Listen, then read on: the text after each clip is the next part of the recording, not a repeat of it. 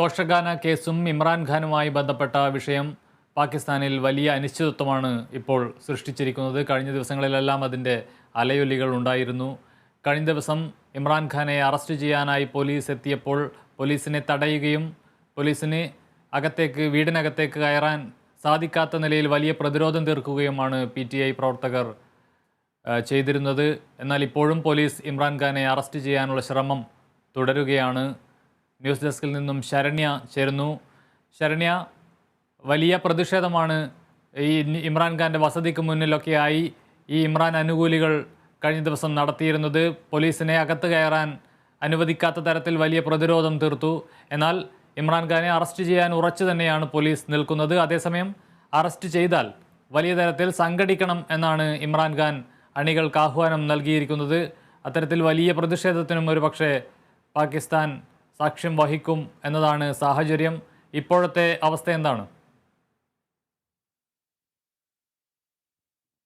കമലേഷ്, തോഷഖാന കേസുമായി ബന്ധപ്പെട്ട് പാകിസ്ഥാൻ മുൻ പ്രധാനമന്ത്രി ഇമ്രാൻഖാനെ അറസ്റ്റ് ചെയ്യാനുള്ള നീക്കം ഇന്നലെ വൈകിട്ടോടെ ഉണ്ടായി. എന്നാൽ അറസ്റ്റ് ചെയ്യാനെത്തിയ പോലീസും പ്രവർത്തകരും PTI പാർട്ടി പ്രവർത്തകരും തമ്മിൽ ശക്തമായൊരു സംഘർഷം തന്നെയാണ് ഇന്നലെ ഉടലെടുത്തത്.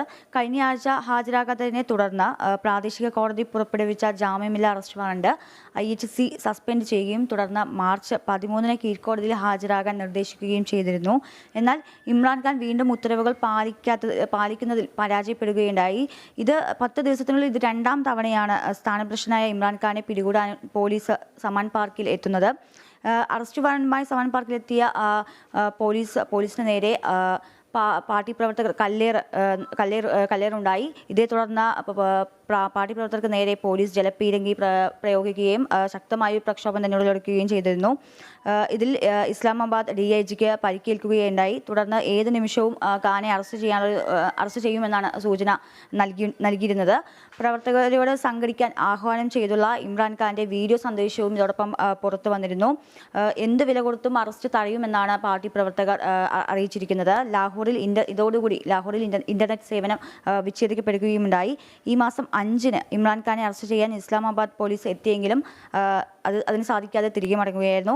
തനിക്ക് ശരിയായ അറസ്റ്റ് വാറണ്ട് കാണണമെന്നും തൻ്റെ അഭിഭാഷകന് ആ ഒരു അറസ്റ്റ് വാറണ്ട് കാണിക്കണമെന്നും അദ്ദേഹം ഒരു പ്രമുഖ മാധ്യമത്തിന് നൽകിയ ഒരു ഇൻ്റർവ്യൂവിൽ പറയുകയുണ്ടായി. ഏപ്രിലിൽ നടക്കാനിരിക്കുന്ന ഉപതെരഞ്ഞെടുപ്പുകളും ഒക്ടോബറിൽ നടക്കാനിരിക്കുന്ന പൊതു തെരഞ്ഞെടുപ്പും പരാമർശിച്ച് തൻ്റെ അറസ്റ്റ് ഒരു തികച്ചും രാഷ്ട്രീയ പ്രേരിതമാണെന്ന് വിശ്വസിക്കുന്നതായും ഇമ്രാൻഖാൻ കൂട്ടിച്ചേർത്തു. കമലേഷ്.